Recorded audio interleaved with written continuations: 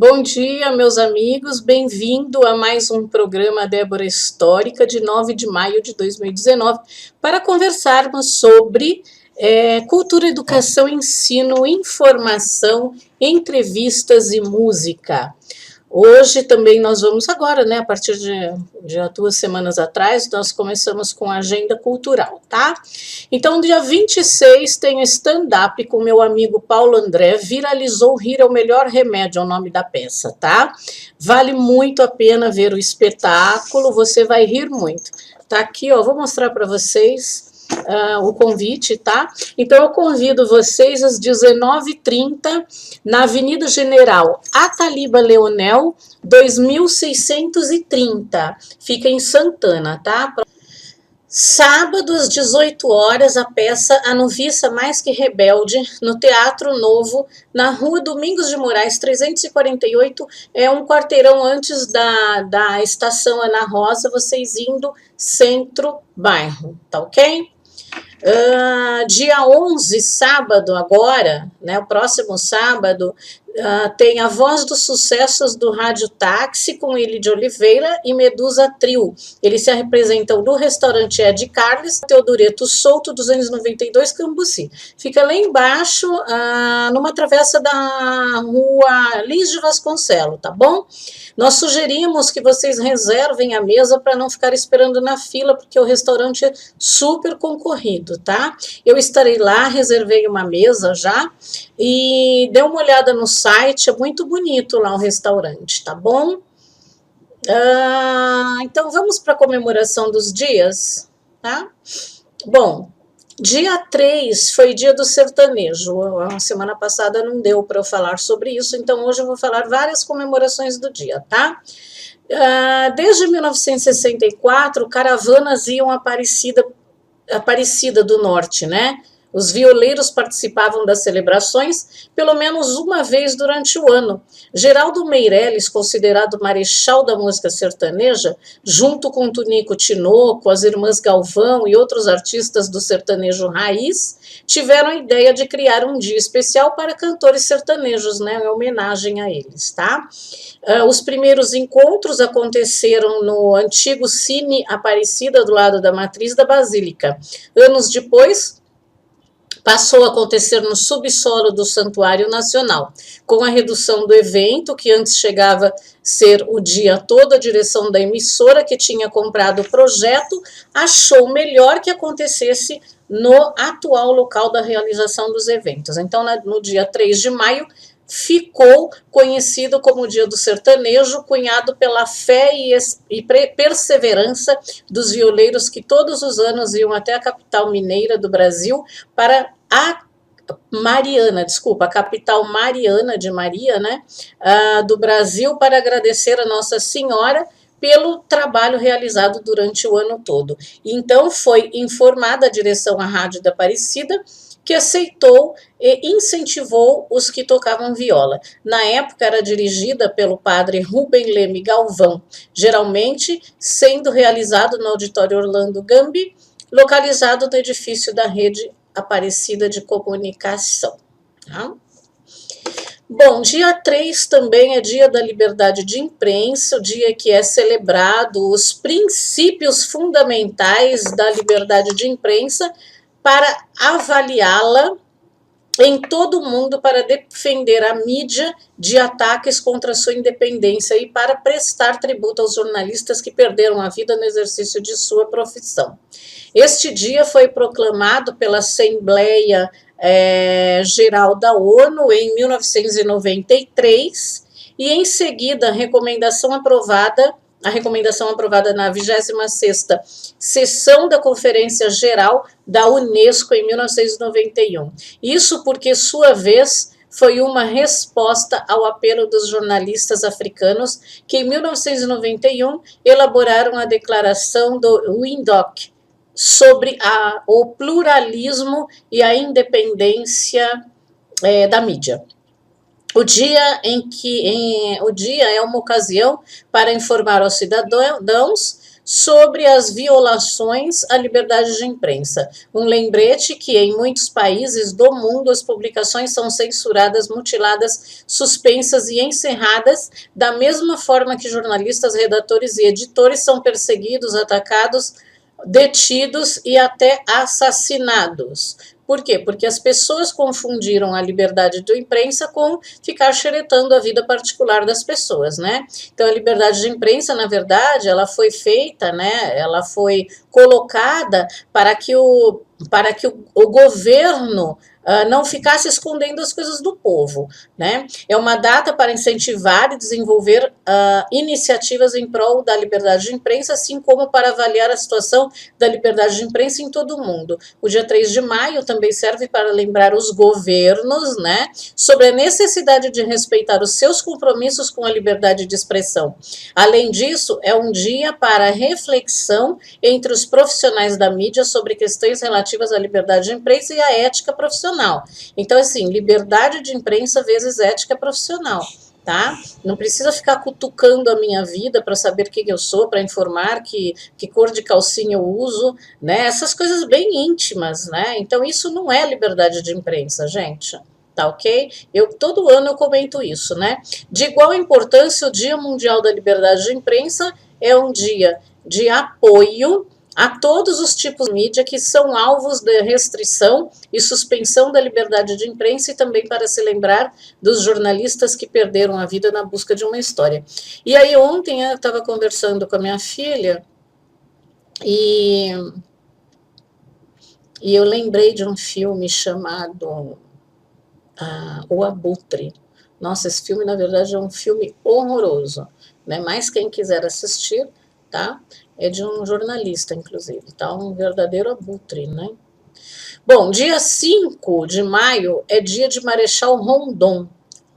Esta data é uma homenagem ao Marechal Cândido da Silva Rondon, nascido em 1865. Ele ficou imortalizado na história do Brasil como um importante militar e sertanista brasileiro, tanto que tem a estrada Marechal Rondon, né?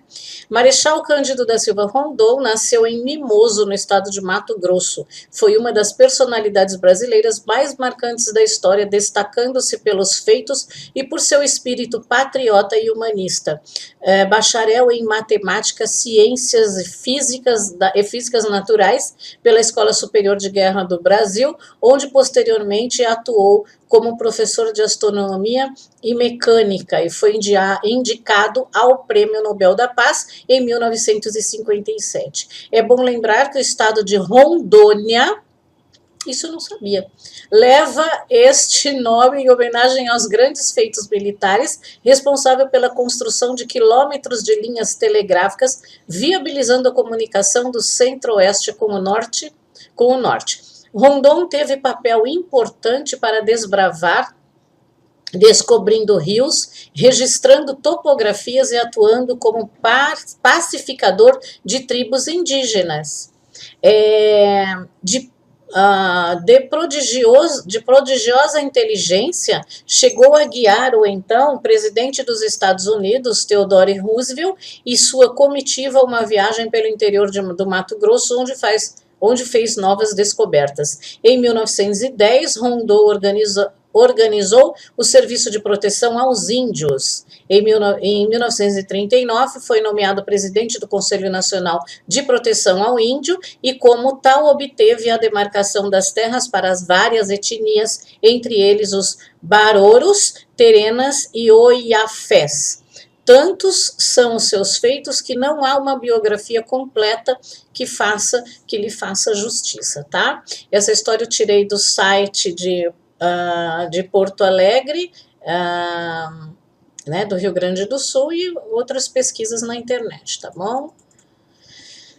Dia 5 também é Dia Nacional do Expedicionário Brasileiro. Esta data é uma homenagem aos membros que formaram a Força Expedicionária Brasileira, né, chamada de FEB, uma força militar que lutou durante a Segunda Guerra Mundial ao lado dos aliados da Europa, tanto que tem também homenagem ao Monte Castelo, né, que os italianos cantam o hino dos expedicionários brasileiros. A FEB era uma divisão do Exército Nacional, comandada pelo então general João Batista Mascarenhas de Moraes, que liderou a atuação dos militares brasileiros durante a campanha da Itália entre 1944 e 1945. Mais de 25 mil soldados foram enviados para a Europa durante a Segunda Guerra Mundial através da FEB. A comemoração desta data não está oficializada no calendário nacional, mas é celebrada como uma homenagem à coragem e bravura dos militares da FEB que lutam contra os abusos provocados pela guerra, tá? Então, tirei isso do portal da FEB, né? Canção dos Expedicionários. Você sabe de onde eu venho, venho do Morro do Engenho, da terra dos cafezais e etc. Então, na Itália, no dia da libertação ai, caramba, porque às vezes eu tenho uns brancos. Do Monte Castelo, eles cantam este hino, né, dos expedicionários, tá ok? Então, vamos lá. Continuando. Dia 6 é dia do cartógrafo. Cartografia é um conjunto de estudos e operações científicas, técnicas e artísticas que, tendo por base os resultados e observações diretas ou análises de documentação, voltam-se para a elaboração de mapas, cartas, né, cartas cartográficas, que são os mapas, né, e outras formas de expressão ou representação de objetos, elementos, fenômenos e ambientes físicos e socioeconômicos, tá ok? A pesquisa foi feita na internet também. Dia 7 é dia do oftalmologista, mas na verdade eu considero o dia dos médicos, né? Eu não sei por que dividiram o dia dos médicos, né? Deveria ser todos os médicos, tá? E oftalmologista é aquele que cuida dos seus olhos, tá ok? Dia 7 de maio é dia do silêncio também, e é conscientizar as pessoas dos males que a poluição sonora provoca e em diversos aspectos para a queda da qualidade de vida das pessoas. Mas, na verdade, eu pensei que fosse o dia do silêncio para você, assim, meditar, né? Fica em silêncio um dia, né? Sem falar. Isso é bom praticar isso, tá? Praticar um pouquinho o silêncio, né? Se você ficar um dia inteiro sem falar, isso é muito bom, tá? Dia 8 é dia do profissional de marketing. A principal função desse profissional é usar seus conhecimentos para aumentar as vendas de uma marca ou uma empresa. Ele é responsável por criar estratégias que tornarão um produto ou serviço mais atraente para o seu público-alvo. Isto é uma maneira inteligente de atrair e não repelir os consumidores, tá? Então, para você fazer uma divulgação de um produto, você tem que conhecer os consumidores, tudo. Inclusive, são feitas muitas pesquisas, né, para isso, tá? Eu participo de várias pesquisas. Dia 8, dia do artista plástico. Parabéns, minha querida amiga Emma Bianchini, e a todos os artistas plásticos também. São uma das formas de um homem eternizar sua singularidade e também distinguir-se dos outros animais. O artista plástico é, antes de tudo, uma pessoa sensível, né? Uma pessoa que usa o desenho, a pintura, a escultura para expressar seu deslumbramento diante do mundo. Como uma criança enxerga ou assimila o cotidiano de uma forma diferente, por outro viés, talvez, né? Descortina o mais, né, que interpreta, né? Então, interpretar uma situação, né, uma paisagem, né, através da sua própria visão, tá? Ok? Isso que é um artista plástico, né? Ele coloca todo o pensamento dele na forma, tá? Dia 8 é o dia da vitória. O dia da vitória, ele é celebrado anualmente em todo o mundo ocidental. Também conhecido como dia da vitória na Europa. É uma homenagem ao fim da Segunda Guerra Mundial, com a derrota da Alemanha e a vitória dos grupos de países conhecidos e aliados. Em 8 de maio de 1945, chegava o fim do período de 6 anos, gente, que durou a Segunda Guerra Mundial. Foi de 1939 a 1945. Que tristeza, né? Com a derrota da Alemanha, que dominava grande parte do continente europeu na Europa. Oficialmente, os aliados haviam decidido que o dia da vitória deveria ser celebrado no dia 9, que é a data oficial da rendição à Alemanha. Mas a imprensa da época antecipou a notícia da vitória e popularizou-a 8 de maio. Então, a Rússia, no entanto, manteve o acordo inicial dos aliados e celebra o dia da Grande Guerra Patriótica, combate decisivo contra a Alemanha em 9 de maio, tá? Bom, dia 8 de maio também é o Dia Internacional da Cruz Vermelha, uma coisa vocês sabem, quem é meu amigo assim mais íntimo sabe, o meu sonho era ser médica e trabalhar na Cruz Vermelha. Eu acho que isso me deixaria muito feliz, poder trabalhar na Cruz Vermelha. Então, quem sabe na próxima encarnação eu venha, estude medicina, né? Venha com umas condições melhores da minha vida, estude medicina e vá trabalhar na Cruz Vermelha. Eu acho que eu seria bem feliz, tá? Não que eu não seja feliz, hoje eu sou feliz, mas é um projeto meu antigamente. Nessa data comemora-se a solidariedade à ajuda humanitária, as grandes homenageadas, pois são duas das características mais marcantes da Cruz Vermelha. Esta data em homenagem à data de nascimento do fundador desta organização humanitária, que é considerada a maior do mundo, é Henri Dunant, né? Em 8 de maio de 1828 que ele nasceu, em Genebra, na Suíça. De acordo com Dunant, a ideia de criar a Cruz Vermelha surgiu depois da difícil experiência que teve nos campos de batalha na Itália, onde ajudou inúmeros soldados feridos. Criada em 1863, a Cruz Vermelha Internacional está atualmente presente em cerca de 190 países e reúne o impressionante número de aproximadamente 97 milhões de voluntários ao redor de todo o planeta. Como resposta à sua colaboração à humanidade, Henri Dunant recebeu o Prêmio Nobel da Paz em 1901.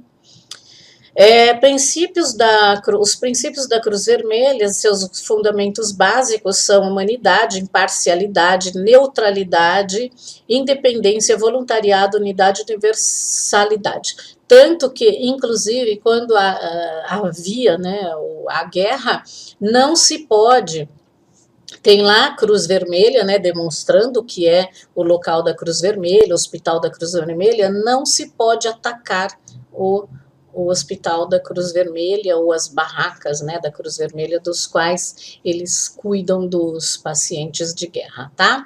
Os voluntários da Cruz Vermelha devem executar as suas funções, tendo como base os 7 princípios deste movimento humanitário. A Cruz Vermelha no Brasil foi fundada em 5 de dezembro de 1908 por iniciativa do Dr. Joaquim Oliveira Botelho, que se inspirou nesse movimento internacional e decidiu implantá-lo no Brasil para ajudar a proteger e salvar as vidas brasileiras. A Cruz Vermelha no Brasil atua seguindo todos os princípios internacionais da Cruz Vermelha, além da Constituição definida de acordo com as convenções de Genebra. Atualmente, estima-se que existam mais de 20 mil voluntários da Cruz Vermelha cadastrados em todo o país. Bom, dia 12, domingo agora, é o Dia das Mães, tá? Nesse ano de 2019 cai no dia 12, que é sempre contado o segundo domingo do mês.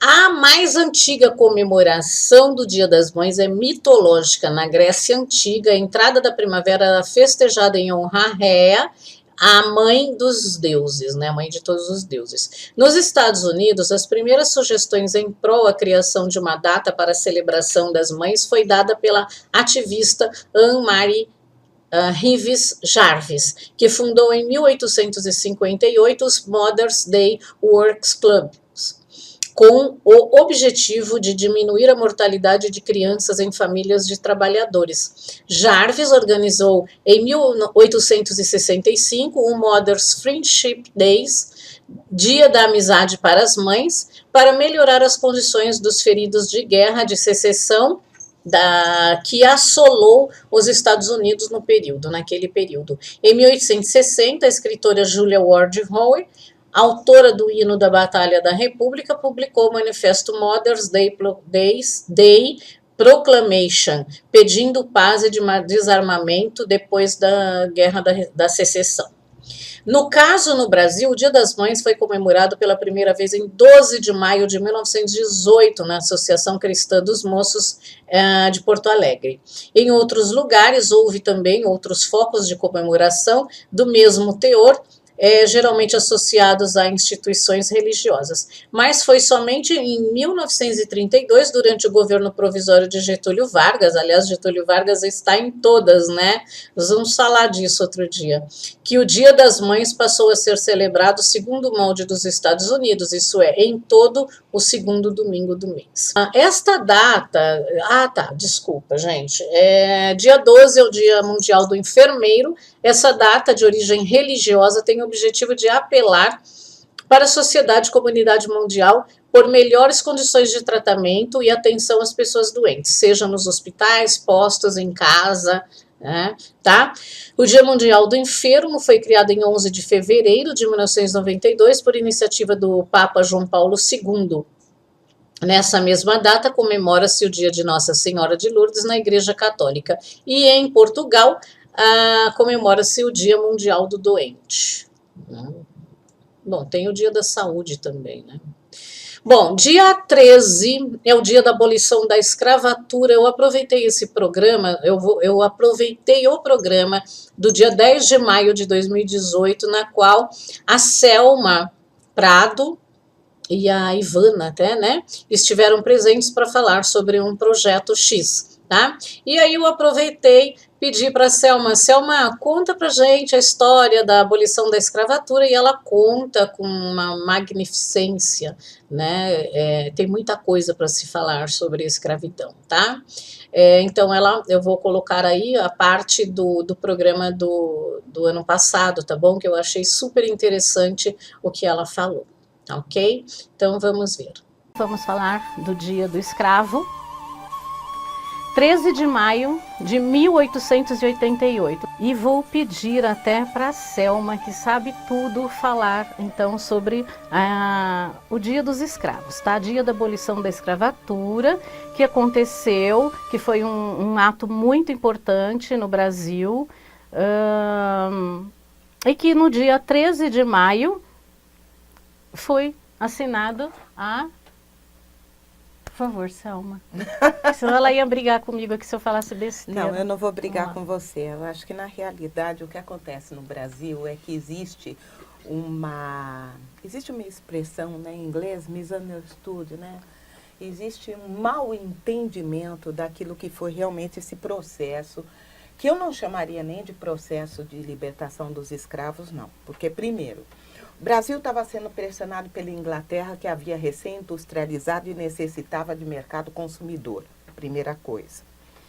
A defesa desse mercado consumidor e o endividamento de Portugal em relação à Inglaterra demandava que o Brasil passasse a aumentar o número de consumidores de produtos ingleses. Como você vai fazer isso num país que está lotado de escravos, né? A única maneira seria dando a esses negros que aqui estavam poder de consumo. Começa daí a nossa situação. A brincadeira é outra. Segunda coisa que vai acontecer, nós tivemos um evento antes de 1888, que foi a Guerra do Paraguai, onde o nosso venerável, né, Duque de Caxias, ele não tinha muito como formar um exército no Brasil, então ele disse, os fazendeiros decidem ter uma solução brilhante. Toda vez que o filho de um fazendeiro era chamado para ir para o exército para lutar na Guerra do Paraguai, ele trocava. Ó, meu filho fica, eu dou 10 escravos. Troca justa. Troca justa. Certo? E esses escravos, eles teriam um caminho que seria, quem fosse para o Paraguai e sobrevivesse, quando voltasse para o Brasil, estava livre. Então, olha a várzea da situação. Termina a guerra. Eu lembro que o exército brasileiro, na Guerra do Paraguai, era chamado de exército de macaco. Por quê? Porque 80% da tropa era negra, formada por escravos, que muitos, inclusive, né, acabam quase que pedindo para o seu dono, não, me deixe para a guerra, porque o chicote doía menos lá no Paraguai do que aqui no Brasil. E aí, o que acontece? É chamado de exército de macaquitos. E aí, o que acontecia numa situação como essa? Termina a guerra, aquele massacre, porque é a luta pela sobrevivência mesmo, né? Se o cara sobrevivesse ao Paraguai e voltava para o Brasil, ele estava livre. O Brasil ganha essa guerra, volta, né? Vários negros sobrevivem, voltam para o Brasil e nós temos uma situação bastante conturbada, porque eu tenho o negro livre e tenho o negro preso.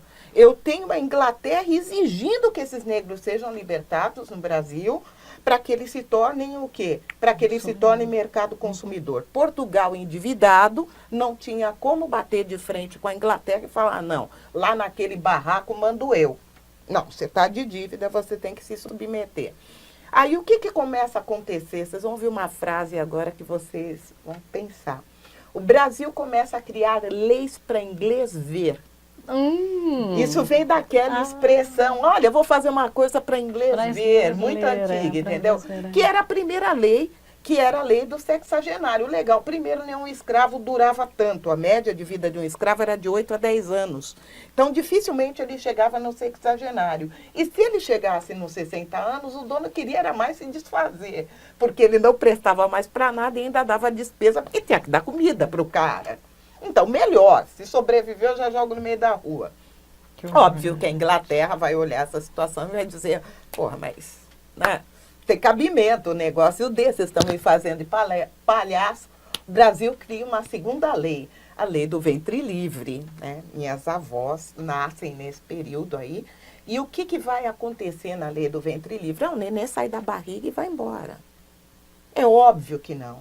É óbvio que essa criança ia ficar na fazenda, ia ficar ao lado da mãe e ia, com o tempo, se tornar o quê? Escravos. O que acontece? Bom, e no meio disso tudo, o tráfico negreiro continua. A Inglaterra sempre teve os maiores navios piratas do mundo. Todo navio pirata era inglês, e inglês era pirata, né? Então, lá na Inglaterra, estava todo mundo bonito, fardado, lindo, divino, maravilhoso. Quando chegava em alto mar, eles desciam a bandeira da Inglaterra, subia a bandeira preta, saiu pilhando os oceanos, matando todo mundo, e depois levava o ouro para a Inglaterra. Eles tinham, obviamente, toda essa tecnologia de matança em alto mar. Marinha britânica é considerada a melhor do mundo até hoje. E o que eles faziam nesse ínterim? Pô, mas peraí, né? Primeiro os caras estão fazendo umas leis lá que não tem nada a ver. Segundo, o tráfico negreiro continua. O que eles começam a fazer? Descer para o Atlântico Sul e afundar navio negreiro. E o preço do negro começa a subir muito no mercado. Ele começa a ficar caro, porque a mercadoria começa a ficar também o quê? Escassa.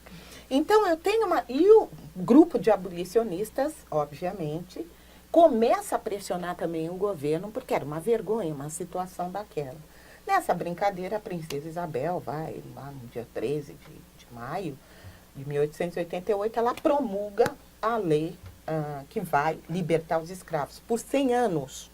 100 anos, tá?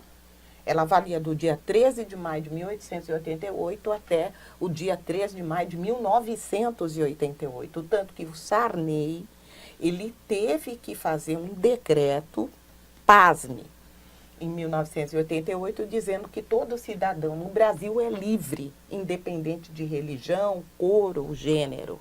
Tá? Ele teve que assinar esse decreto, porque a lei da princesa Isabel valia por apenas 100 anos.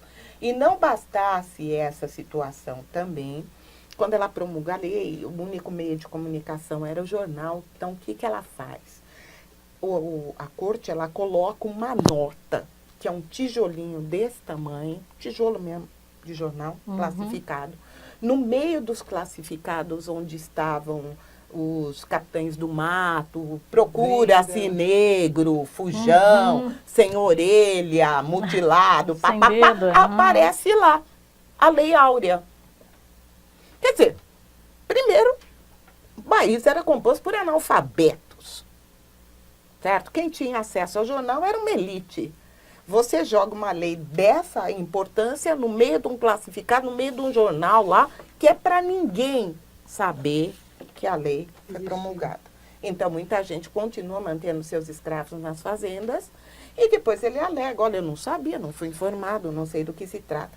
Isso só não piora a situação dos negros no Brasil, porque os abolicionistas, eles saem pelo país afora, principalmente indo em direção a quilombos, como o quilombo do Jabaquara, avisando os negros que eles estavam livres a partir de então.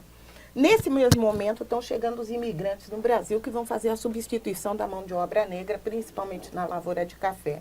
E esses negros libertos acabam ficando desempregados. Acabou, não tem mais fazenda, não tem mais senzala, não tem nada. Ele volta para a fazenda, está lá um imigrante. O que vai acontecer numa situação como essa? O mercado de trabalho ele começa a se tornar seletivo.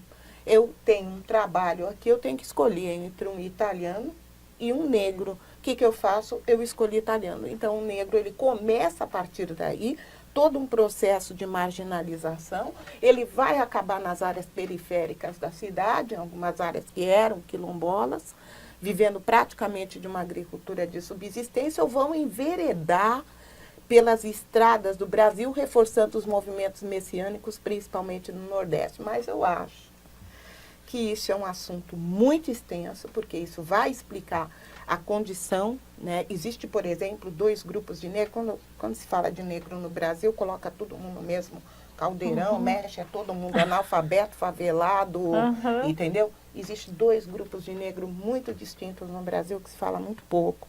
Existe um negro que fica na área central, cujas mulheres eram principalmente oriundas da Casa Grande, que criam os seus filhos segundo as formas, né, segundo os costumes da Casa Grande, ficam na área central, perto de aparelhos públicos e, portanto, elas vão poder dar para os seus filhos uma educação que se reflete até hoje, criando uma classe média negra brasileira que ela existe, é forte. Mas ela prefere não abrir a boca e nem se identificar. E existe um outro grupo, que é uma outra massa, que vai para a periferia desprovida de tudo, inclusive de aparelhos públicos, não tem acesso à educação, não tem acesso à saúde, e que vão acabar compondo, né, por exemplo, o bairro da Liberdade, em Salvador, é um bairro enorme ali, que nasce, por exemplo, o Ileaê, né, tem o barracão lá do Ileaê, a senzala do Barro Preto. O bairro da Liberdade, ele era um quilombo, era o quilombo da Liberdade. Então, o resultado desses negros, acabam se tornando eternamente quilombolas, porque não têm acesso à educação, à saúde, e vão acabar compondo essa classe marginalizada e empobrecida da população brasileira. Mas é muita coisa para se falar, é muito extenso, então eu acredito que isso mereça...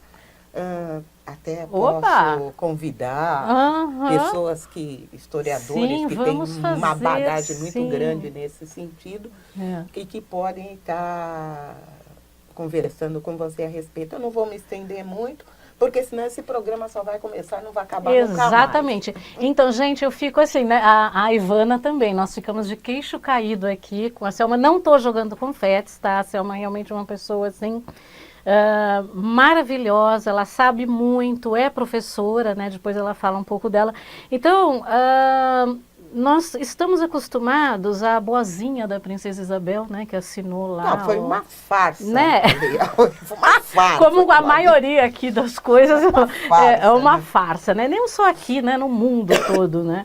Então, assim, quem sabia dessa história e quem quiser saber mais dessa história, manda um e-mail para deborahistorica@gmail.com, que nós podemos, tendo bastantes pessoas, nós podemos fazer uma gravação com o público disso, né? Em algum lugar assim, num auditório, né, para poder ensinar vocês realmente, porque é o que eu falo, o meu programa é um programa de educação, ensino e cultura.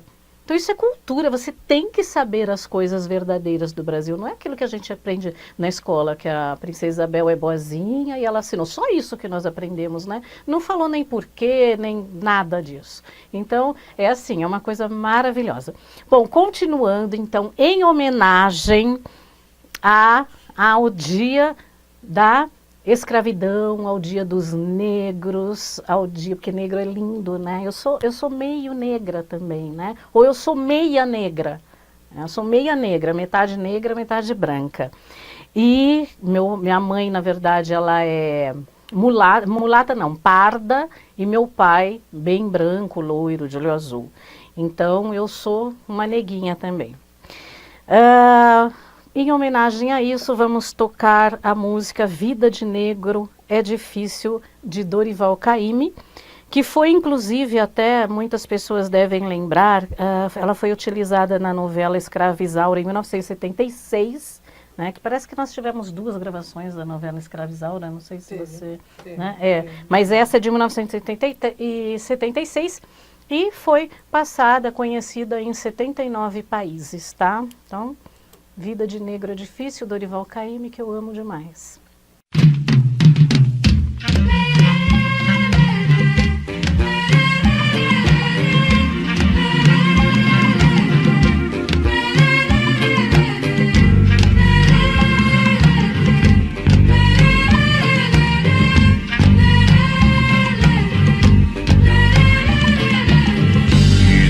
Negro é difícil, como que vida de negro é difícil. Continuando, não sei se vocês devem conhecer essa música, né? Dorival Caymmi é muito conhecido. Eu quero também falar para vocês procurarem na internet,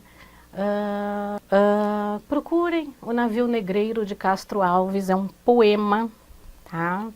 De 1869. E aproveitando também tem um videoclipe chamado Navio Negreiro, tá? Que ele foi musicado por Caetano Veloso.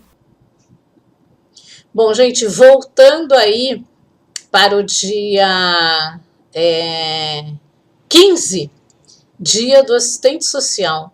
A data celebra o profissional dos serviços sociais dedicado na luta por melhores condições de vida, saúde e trabalho para os grupos sociais mais desfavorecidos à margem da sociedade. É um membro ativo na luta pelos direitos humanos. Assim esperamos, né? O Dia do Assistente Social surgiu a partir da aprovação da Lei 3.252, de 27 de agosto de 1957, através do Decreto Federal 994, de 15 de maio de 62, que regulamenta e oficializa a profissão no Brasil. Entretanto, em 1993, a Lei 8.662, de 7 de junho de 93, revoga a Lei de 1957 e aplica uma nova lei de regulamentação da profissão. Portanto, em homenagem à regulamentação da profissão, em 1962, o dia 15 de maio é considerado o Dia Nacional do Assistente Social, e parabéns aos meus amigos que são assistentes sociais e aqueles que também não são meus amigos, tudo bem, parabéns, né? Tá? Dia 15 também é dia do gerente bancário. Um beijo, minha amiga linda. Sandra é a gerente da minha conta, uma pessoa assim maravilhosa, né? É uma pessoa simples, uma pessoa humilde, quem dera todos os gerentes fossem assim. Ela faz o trabalho dela muito bem feito, ela procura e faz correto, tá? Ela é uma pessoa correta, ela não faz coisas que não possam ser feitas, mas é uma pessoa muito boa, trabalha muitos anos no banco e tem muita experiência, né? E é uma pessoa que vai atrás quando ela precisa saber de alguma coisa. Então, Sandra, parabéns para você, né? Para todos os gerentes, é claro, mas para você em especial, um grande beijo, um grande abraço, tá bom? Bom, a data celebra e homenageia o exercício de uma importante profissão que é responsável por ajudar a orientar os clientes de um banco sobre os quais e melhores opções de investimentos financeiros e também solucionam algumas dúvidas sobre outros serviços fornecidos pela agência bancária, tá ok? Então, amigos, nessa história de hoje, o que eu vou fazer? Eu recebi do nosso amigo Sérgio Pucci um texto, né, que o primo dele mandou sobre a história da Vila, não, um pouquinho de história da Vila Sônia, né, tá? Então eu recebi um documento aqui, ó, Câmara Municipal de São Paulo, projeto de lei número, que número que é? Acho que 509 barra, não sei, 96, recebido em 23/5/96, isso mesmo. As comissões de 29 de maio de 96, é porque, assim, tá forte, mas algumas coisas estão, parece que foi escrita a lápis. Então, assim, institui o Dia da Vila Sônia no calendário oficial de eventos do município de São Paulo. Olha que legal, gente, Vila Sônia tem um dia e ninguém sabia. Eu vou postar isso daqui no nosso Face, tá?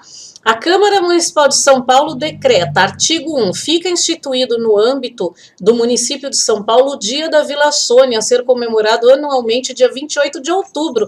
Então, 28 de outubro, vamos fazer uma comemoração aí, né? Que ninguém liga para Vila Sônia. É o nosso prefeito agora atual que voltou, não liga para Vila Sônia, mas eu vou falar com o prefeito que atual, o prefeito regional que atua aí, o Ricardo Granja, para a gente fazer uma festividade nesse dia, né? E talvez até seja a primeira festividade, eu não lembro, eu preciso perguntar para o Márcio Sanzi, se já houve alguma festividade no dia 28 de outubro, tá? Então, artigo 2. A data comemorativa, hora instituída, passará a constar no calendário oficial de eventos do município, coisa que não acontece, né? As despesas decorrentes de execução da presente lei ocorrerão por conta das verbas orçamentárias próprias, suplementadas, se necessário. Eles fazem aniversário do Butantã e não fazem aniversário da Vila Sônia, então vocês vão ver mais para baixo que é a Vila Sônia. Esta lei entrará em vigor na data da publicação, revogadas as disposições em contrária. Então, sala de sessões em 29 de maio de 1996, Roberto Trípoli, vereador. Aliás, eu vou falar com ele sobre isso, tá? Então, vamos lá. Justificativa. A Vila Sônia é uma micro-região da zona oeste da cidade, situada no distrito da Paz do Butantã. Abrange uma área de aproximada de 4 quilômetros, mas isso já aumentou, né, com uma base no censo demográfico de 1992. Tem uma população aproximada de 50 mil pessoas, imagina. Eu tenho até uma pequena estatística sobre a Vila Sônia, né, e eu acabei esquecendo. Eu acho que ela tem aqui... Ela tem uma área de 9, estou vendo aqui na internet, de 9,9 quilômetros quadrados e uma população de 89.927 habitantes. E isso é isso é uma pesquisa do censo de 2010, tá? Então vamos lá. Caracteriza-se como região de predominância residencial, nela convivendo habitantes de alta e de baixa renda. A área de uso não residencial, onde existem estabelecimentos comerciais e escritórios prestadores de serviços de pequeno porte, está circunscrita à Avenida Professor Francisco Morato. No campo educacional, a região está bem servida por instituições de bom nível, como os Colégios Santo Américo, a Escola Guilherme Dumont Vilares, Colégio Galileu e a Escola Nossa Senhora do Morumbi, para citar os mais importantes. As redes de água e esgoto e energia elétrica se estendem por toda a superfície da Vila Sônia. Nas proximidades existem 2 cemitérios, ambos particulares, que é o Cemitério da Paz e o Cemitério Getsemane. Aliás, aqui está escrito Getsemane, mas é Getsemane. A Vila Sônia nasceu com a aprovação de seus arruamentos e loteamentos do que ocorreu em 28 de outubro de 1948, época em que surgiram as primeiras edificações e em que o bairro passou a ter vida própria. Essa é a razão pela qual a data mencionada foi escolhida para figurar no calendário de eventos do município de São Paulo como o Dia da Vila Sônia. A inclusão dessa data no calendário de eventos da cidade é um desejo da absoluta maioria dos moradores, especialmente daqueles que ali vivem há mais tempo e cultuam as tradições locais. Então aqui, ó, tá assinado pelo vereador Roberto Trípoli. Então tá aqui, Vila Sônia, continuando, né? Vila Sônia hoje é um bairro, hoje naquela época que foi escrito, tá? Da região sudoeste de São Paulo, situada no distrito da Vila Sônia. Então aqui é um distrito, eu falo que é um subdistrito, né? Porque é administrada pelo distrito do Butantã. Aliás, nós poderíamos ficar livres, né, do Butantã e fazer a Vila Sônia, a administração Vila Sônia. Abrange uma área aproximadamente de 2 quilômetros e tem uma população de 12 mil pessoas, dado censo demográfico de 1992. Caracteriza-se por uma região de predominância residencial, nessa convivendo habitantes de alta e baixa renda. Eu estou lendo aí a terceira página, tá? A área de uso não residencial, onde existem estabelecimentos comerciais e escritórios prestadores de serviços, está circunscrita à Avenida Professor Francisco Morato e a Avenida Doutor, não está aqui, mas é Doutor Silvio Dante Bertacchi, inclusive está até escrito errado.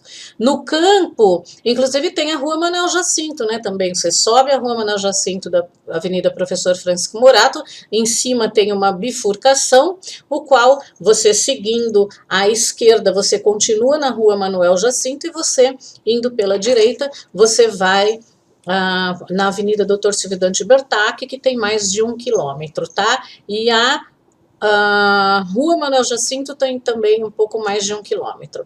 No campo educacional, o bairro está bem servido por instituições de bom nível, como, por exemplo, as escolas particulares, o Cursão, que está aqui, hein, gente?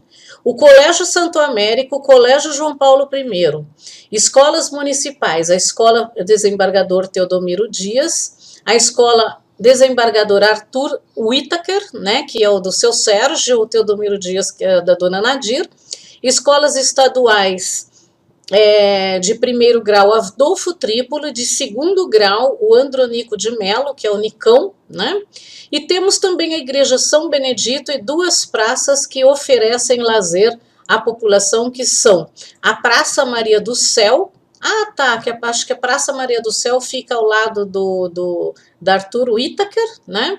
E a Praça José Oria, que é a praça do Teodomiro Dias, tá?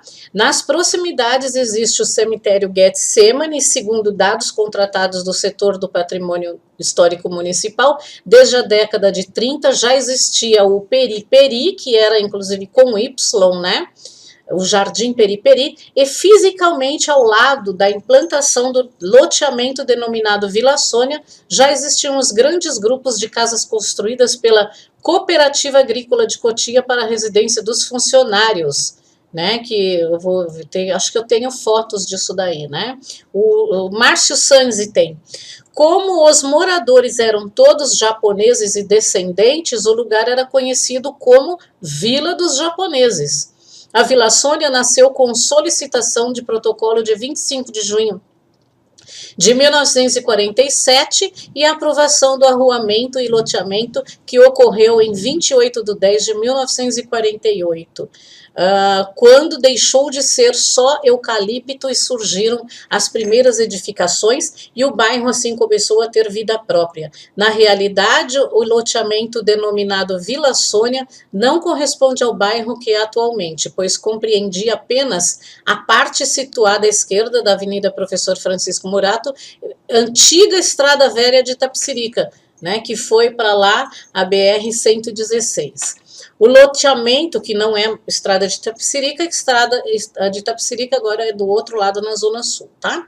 Os loteamentos surgidos posteriormente como Vila Iná, Jardim Trussardi, Vila Iná, que é aqui na Rua Éden, Jardim Trussardi, que é no Periperi, Jardim Colombo, que vocês sabem onde é, que é a região, inclusive, do Colégio Santo Américo, a Vila Morse, que é bem perto, né, do Morumbi, já com aquele riozinho lá, aquele córrego, eram identificados como perto da Vila Sônia, que agora compõe a Vila Sônia, né?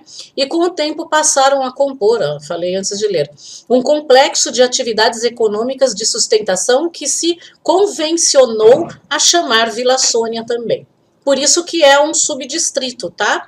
Porque ele é composto, na verdade, por 44 bairros. Eu não tinha lido lá embaixo, vamos ler agora se isso fala.